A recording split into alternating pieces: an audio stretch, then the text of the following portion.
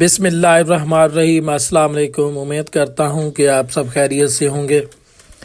दुआ है रब जलील आपको खुशो खुरम रखे। आज हम बात करेंगे ऐसे अफराद जो परेशान रहते हैं, गमगीन रहते हैं, मुख्तलिफ़ किस्म की डिप्रेशन है, मुख्तलिफ़ किस्म की अद्वियात का इस्तेमाल करते हैं, लेकिन उसके बावजूद उनकी परेशानी, डिप्रेशन, एंजाइटी से उनको निजात नहीं मिलती।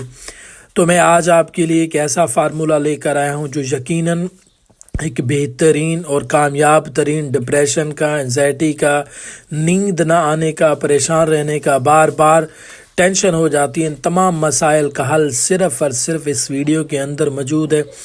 इससे पहले तमाम अज़ीज़ दोस्तों से, तमाम अज़ीज़ माओ बहनों से गुजारिश है कि इस अमल पर खलूस नीयत के साथ अमल करें और इस अमल को अपनी ज़िंदगी का हिस्सा बनाएं, तो यकीनन आप कामयाबी पा जाएंगे, यकीनन आप फलाह पा जाएंगे।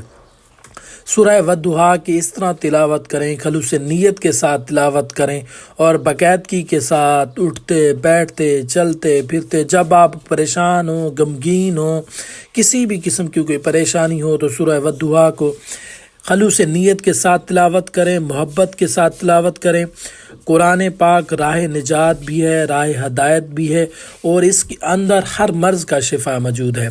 अल्लाह ताला की पाक ज़ात ने कोई ऐसी बीमारी, कोई ऐसी परेशानी, डिप्रेशन, एंजाइटी पैदा ही नहीं फरमाई जिसका कोई हल मौजूद ना हो।